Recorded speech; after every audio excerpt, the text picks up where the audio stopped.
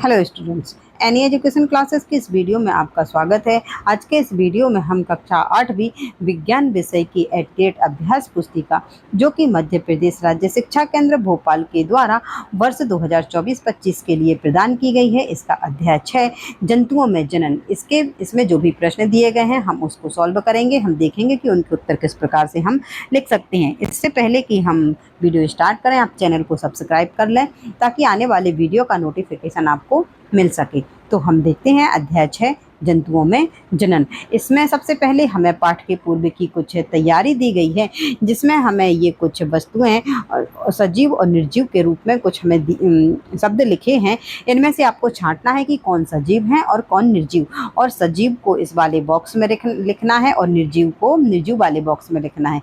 तो इस प्रकार से आप लिख सकते हैं कि पेड़, कोयल, मनुष्य, मुर्गी ये क्या है, सजीव हैं, और बाकी की अन्य ये वस्तुएं क्या हैं, निर्जीव हैं। तो इस प्रकार से आप इनको लिख सकते हैं। और यहाँ पर आपको ये बताना है कि इन वस्तुओं को किस आधार पर आपने सजीव और निर्जीव की श्रेणी में वर्गीकृत किया है।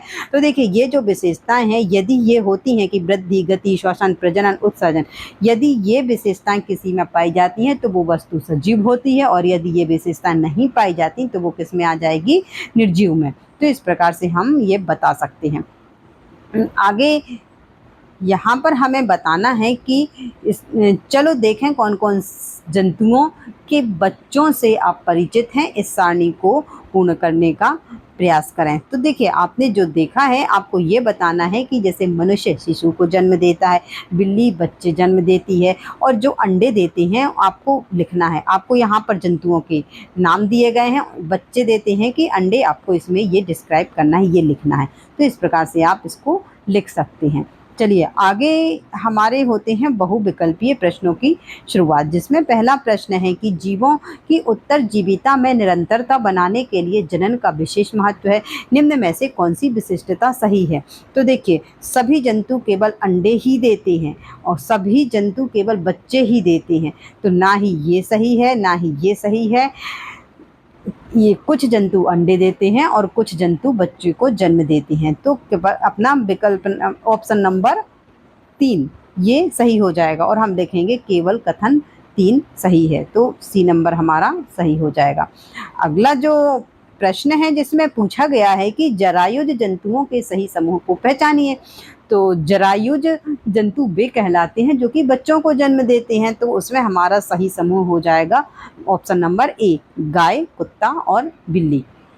अगला प्रश्न है जिसमें पूछा गया है कि मेंढक, मछली और मेंढक एक साथ सैकड़ों अंडे देते हैं क्योंकि। अब ये हमें जो कथन दिए हैं इनको हमें पहले पढ़ना है कि अंडे तथा शुक्राणु निरंतर जल की गति, वायु एवं वर्षा से प्रभावित होते हैं। बिल्कुल सही है। जलाशयों के अन्य जंतु इन अंडों का भोजन कर लेते हैं, ये भी सही है। अंडों का बड़ी संख्या में उत्पन्न होना आवश्यक है ताकि उनमें से कुछ में निषेचन सुनिश्चित हो सके, ये भी सही है। तो 1, 2 और 3 तीनों सही हैं, इसलिए हमारा ऑप्शन नंबर डी सही हो जाएगा कि कथन 1, 2, 3 सही है।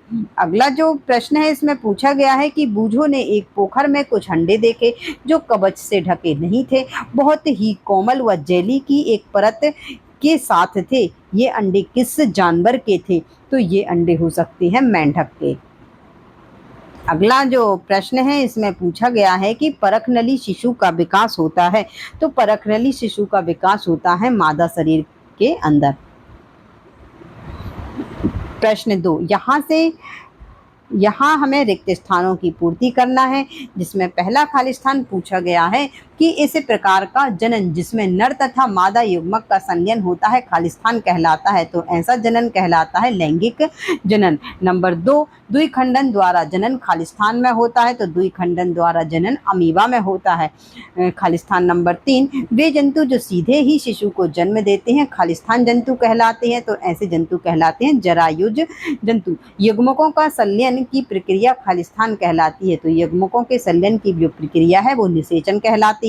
बाह्य निषेचन खाली स्थान में होता है, तो मेंढक में होता है बाह्य निषेचन। इस प्रकार से हम खाली स्थान की पूर्ति कर सकते हैं। यहाँ से हमारे लघुत्तरीय, अति लघुत्तरीय प्रश्न की शुरुआत होती है। पहला प्रश्न है कि भ्रूण का निरंतर विकास कहाँ होता है? तो भ्रूण का निरंतर विकास है जो वो गर्भाशय में होता है। गर्भाशय में भ्रूण का निरंतर विकास होता है। धीरे धीरे शारीरिक अंग जैसे हाथ, पैर, सिर इत्यादि गर्भाशय में ही क्या होते हैं, विकसित हो जाते हैं। अगला प्रश्न है जो इसमें पूछा गया है कि नीचे बॉक्स में कुछ जीवों के नाम दिए गए हैं, जिनमें से कुछ जीव जरायुज हैं तथा कुछ अंडप्रजक हैं। जैसे मुर्गी, मछली, चमगादड़, मधुमक्खी, मकड़ी, ये जो दिए गए हैं इनमें से आपको जरायुज और अंडप्रजक जंतु छांटने हैं। तो जिसमें से चमगादड़, बिल्ली और गाय, ये जो जंतु हैं ये जरायुज हैं। बाकी के मुर्गी, मछली, मधुमक्खी, मकड़ी, चिड़िया, कबूतर, मोर, तितली, ये सब अंडप्रजक जंतु में आ जाएंगे। अगला जो प्रश्न है इसमें पूछा गया है कि मेंढक के अंडों के ऊपर सुरक्षा के लिए कवच नहीं होते, फिर भी वे पानी के भीतर सुरक्षित बने रहते हैं, ऐसा किस प्रकार होता है? तो देखिए, मेंढक के अंडों को क्या होता है, जेली की एक परत के साथ रखे रहते हैं और यही जेली की परत इन अंडों को क्या सुरक्षा प्रदान करती है। अगला प्रश्न है कि जनन क्या होता है? जंतुओं में जनन की विधियां कौन कौन सी है? तो ये सजीवों द्वारा अपने ही समान संतति को उत्पन्न करने की जो प्रक्रिया है वह जनन कहलाती है। जनन दो प्रकार का होता है, लैंगिक जनन और अलैंगिक जनन। अगला प्रश्न है जिसमें अमीबा पूछा गया है, अमीबा में द्विखंडन विधि द्वारा जनन होता है, यह विधि लैंगिक जनन है या अलैंगिक जनन, स्पष्ट कीजिए। तो देखिए, द्विखंडन विधि द्वारा जो अमीबा में जनन होता है यह एक प्रकार का अलैंगिक जनन है, क्योंकि इसमें एक ही जनक द्वारा अगली पीढ़ी को जन्म दिया गया है। इसमें नर एवं मादा जनक की आवश्यकता नहीं है, इसी कारण ये जो जनन है अमीबा में द्विखंडन विधि, यह एक अलैंगिक जनन है। अगला प्रश्न है, मछली तथा मेंढक एक साथ सैकड़ों अंडे देते हैं जबकि मुर्गी एक समय में एक ही अंडा देती है, ऐसा क्यों? तो देखिए, मछली तथा मेंढक दोनों में क्या होता है, बाह्य निषेचन होता है, इसलिए जब ये अंडे देते हैं तो इनके कुछ अंडों के खराब होने की संभावना अधिक होती है और इसी कारण ये सैकड़ों अंडे देते हैं जिससे कुछ अंडे सुरक्षित रहें और उनमें निषेचन हो सके। जबकि मुर्गी में आंतरिक निषेचन होता है और अंडे का निषेचन शरीर के अंदर होता है, इसलिए मुर्गी एक समय में एक ही अंडा देती है और वो उसके खराब होने के जो चांस नहीं होते हैं। तो इस प्रकार से आप इस प्रश्न का उत्तर लिख सकते हैं। अगला प्रश्न है कि यदि पृथ्वी पर रहने वाले सभी सजीवों में जनन क्रिया समाप्त हो जाए तो पर्यावरण पर इसका क्या प्रभाव पड़ेगा? लिखिए। तो देखिए, यदि पृथ्वी पर सभी जीवों में जनन की क्रिया समाप्त हो जाएगी तो जैव विविधता में कमी आ जाएगी, खाद्य श्रृंखला का विघटन हो जाएगा और जीवों एवं पौधों का जो अस्तित्व है वो समाप्त हो जाएगा। क्योंकि जब जनन की क्रिया समाप्त हो जाएगी तो उनकी अगली पीढ़ी नहीं आ पाएगी और अगली पीढ़ी नहीं आ पाएगी, इससे पर्यावरण असंतुलन उत्पन्न हो जाएगा, प्राकृतिक आपदाएं भी उत्पन्न हो जाएंगी। तो इस प्रकार के इससे जनन की प्रक्रिया समाप्त होने से पर्यावरण में क्या हो जाएगा, असंतुलन। अगला प्रश्न है कि लैंगिक जनन तथा अलैंगिक जनन में क्या अंतर है? तो देखिए, लैंगिक जनन में नर एवं मादा जनक की आवश्यकता होती है जबकि अलैंगिक जनन में एक ही जनक की आवश्यकता होती है। लैंगिक जनन में उत्पन्न होने वाली संतति में विविधता पाई जाती है जबकि अलैंगिक जनन में जो संतति होती है जनक की प्रतिलिपि होती है, कोई विविधता नहीं पाई जाती है।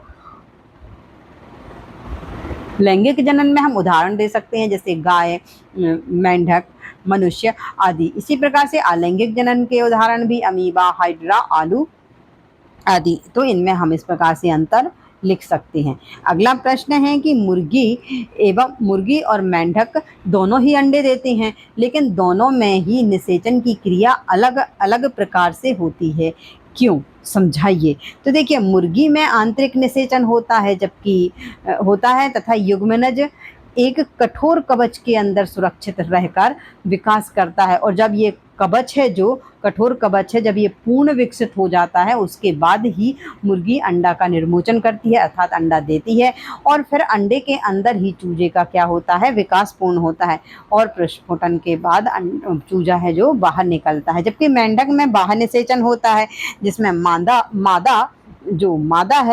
मेंढक पानी में अंडे देती है और यहीं पर नर युग्मक के द्वारा इसका निषेचन और विकास होता है। तो इस प्रकार से इनकी जो प्रक्रिया है निषेचन की अलग अलग है, आंतरिक निषेचन और बाह्य निषेचन।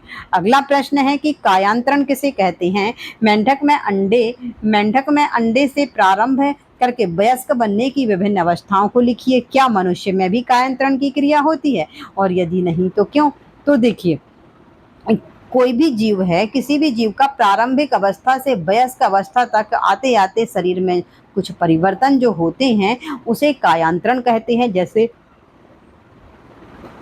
मेंढक में होने वाला कायांतरण। मेंढक में सबसे पहले क्या होते हैं? अंडे दिए जाते हैं, फिर उनका निषेचन होता है और लार्वा का निर्माण होता है, जिसे कि हम आरंभी टेडपोल या लार्वा कहते हैं। और ये आकार में बिल्कुल अलग होता है। इसके बाद इसका विकास होता है, तो इसका भी आकार इससे भिन्न होता है। और जब ये वयस्क मेंढक बनता है तो इसका भी आकार अलग होता है। तो इस प्रकार से हम इसके चरणों को लिख सकते हैं। लेकिन मनुष्य में कायांतरण की क्रिया नहीं होती है, क्योंकि मनुष्य में पूर्ण विकसित शिशु को जन्म दिया जाता है। अगला जो प्रश्न है जिसमें पूछा गया है कि निम्नांकित के चित्र बनाकर समझाइए। तो देखिए, हाइड्रा में मुकुलन, तो इस प्रकार से आप हाइड्रा का चित्र बना सकते हैं और लिख सकते हैं कि हाइड्रा में मुकुलन द्वारा होने वाला जनन एक आलैंगिक जनन है। इसमें हाइड्रा में एक या एक से अधिक उभरी हुई संरचनाएं विकसित होने लगती हैं और यही उभार आगे विकसित होकर एक अन्य हाइड्रा बनाती हैं और इसी उभार को मुकुल कहते हैं। इसी कारण इस जनन को मुकुलन कहा जाता है। तो देखिए, इस प्रकार से ये जो संरचना है ये मुकुल कहलाती है और ये आगे विकसित होकर के एक अन्य हाइड्रा बना लेती है। तो आप इस प्रकार से इस चित्र को बना सकते हैं। अगला प्रश्न है अमीबा में द्विखंडन। तो अमीबा में द्विखंडन, जैसे ये अमीबा है, अंदर केंद्रक दिया हुआ है, केंद्रक आगे जाके दो केंद्रक में विभाजित हो जाता है और यहीं से ये इसकी कोशिका ऐसे आगे जाकर के दो कोशिकाओं में क्या होती है? विभाजित हो जाती है और एक अमीबा से दो अमीबा का निर्माण हो जाता है।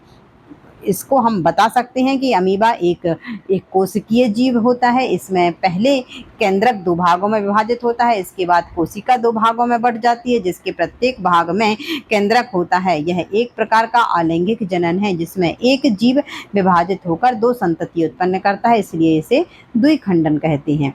तो इस प्रकार से इस प्रश्न का उत्तर दिया जा सकता है। प्रश्न 14, इसमें पूछा गया है कि शुक्राणु तथा अंडाणु के संलयन की प्रक्रिया को क्या कहते हैं? प्रक्रिया का नाम तथा वर्णन कीजिए। तो देखिए, शुक्राणु तथा अंडाणु के संलयन की प्रक्रिया है जो वो निषेचन कहलाती है। निषेचन में होता क्या है? इस क्रिया में शुक्राणु अंडाणु के पास आते हैं और जब इनका संपर्क होता है तब एक शुक्राणु अंडाणु के साथ संलयित हो जाता है और यह क्रिया निषेचन कहलाती है। निषेचन के बाद युग्मनज का निर्माण होता है। इस प्रकार से ये कोशिका है जो निषेचन के बाद युग्मनज का निर्माण करती है। निषेचन की प्रक्रिया को समझाया जा सकता है। अब प्रश्न 15 में अंतर स्पष्ट करना है युग्मनज और गर्भ में कि इनमें क्या अंतर है। तो देखिए, युग्मनज है जो यह निषेचन के बाद की प्रथम अवस्था होती है, जबकि युग्मनज का निर्माण होता है। और जबकि गर्भ है यह युग्मनज के विकास के बाद की अवस्था है। और युग्मनज, इसमें शिशु के अंगों की पहचान नहीं की जा सकती, जबकि गर्भ अवस्था में शारीरिक अंगों की पहचान की जा सकती है। युग्मनज लगातार विभाजित होकर भ्रूण का निर्माण करता है, जबकि भ्रूण का विकास होकर गर्भ का निर्माण होता है। इस प्रकार से इस प्रश्न में हम युग्मनज और गर्भ में अंतर बता सकते हैं। जरायुज जंतु और अंडप्रजक जंतु में अंतर बताना है। तो जरायुज जंतु शिशु को जन्म देने वाले जंतु जरायुज जंतु कहलाते हैं, जबकि अंडे देने वाले जंतु अंडप्रजक जंतु कहलाते हैं। अब देखिए, जरायुज जंतुओं में जो जरायुज जंतु होती हैं उनमें स्तन ग्रंथियां पाई जाती हैं और अंडप्रजक जंतुओं में स्तन ग्रंथियां नहीं पाई जाती हैं। जरायुज जंतु में का उदाहरण यदि हम देखें तो मनुष्य और उदाहरण भी आप लिख सकते हैं, जबकि अंडप्रजक जंतु में मुर्गी। प्रोजेक्ट में हमें बताना है अपने आसपास के कम से कम आप 10 जंतुओं का अवलोकन कीजिए और उनको जरायुज एवं अंडप्रजक जंतु में वर्गीकृत कीजिए। तो इस प्रकार से आप यहाँ पर 10 जंतु लिख सकते हैं। आप अपने मन से भी ये लिख सकते हैं। आपको बताना है कि कौन से जरायुज जंतु हैं। तो जो जंतु बच्चों को जन्म देते हैं, शिशु को जन्म देते हैं, वो जरायुज जंतु हो जाएंगे और जो अंडे देते हैं वो अंडप्रजक जंतु हो जाएंगे। इस प्रकार से आप इसको कंप्लीट कर सकते हैं। अगला प्रश्न है कि हाइड्रा में मुकुलन एवं अमीबा में द्विखंडन को ड्राइंग शीट पर बनाकर कक्षा में प्रदर्शित करें। तो ये चित्र आपको कक्षा में प्रदर्शित करने हैं, ड्राइंग शीट पर बनाकर आप यहाँ पर भी बना सकते हैं। हमने अभी पिछले प्रश्न में बनाए हुए थे और पाठ्य पुस्तक में 6.11 में हाइड्रा में मुकुलन दिया गया है। इसी प्रकार से चित्र क्रमांक 6.12 में अमीबा में द्विखंडन दिया गया है, तो आप उनको देख करके बना सकते हैं। प्रोजेक्ट 2 में पूछा गया है कि एक गुलाब की कलम को गुलाब के पौधे में से पर्वसंधि से काटकर एक अन्य गमले में मिट्टी में दबाकर लगाइए। उसकी प्रतिदिन देखभाल करते हुए अपने अवलोकन के आधार पर निम्न तालिका को पूर्ण कीजिए। तो देखिए, गुलाब की कलम लगा करके आपको देखना है 5 दिन में, 15 दिन में और 30 दिन में। तो देखिए, पहले क्या होगा, पर्वसंधि के यहाँ से उसमें जड़ें विकसित होने लगेंगी। ये 15 दिन में हम देखेंगे तो उसमें छोटी-छोटी पत्तियाँ निकलने लगेंगी और आगे जाके यह गुलाब का पौधा विकसित हो जाएगा। तो इस प्रकार से आप इसका अवलोकन कर सकते हैं। तो इस प्रकार से हमने ये जो अध्याय है इसके सारे प्रश्न देख लिए, प्रोजेक्ट भी देख लिए कि इनको हम किस प्रकार से हल कर सकते हैं। तो यदि आपको वीडियो पसंद आया हो तो आप वीडियो को लाइक करें और चैनल को सब्सक्राइब अवश्य करें ताकि आने वाले वीडियो का नोटिफिकेशन आपको मिल सके। तो चलिए, अब मिलते हैं हम अपने अगले वीडियो में। खुश रहिए, मस्त रहिए, अपनी पढ़ाई को जारी रखिए। जय हिंद, जय भारत।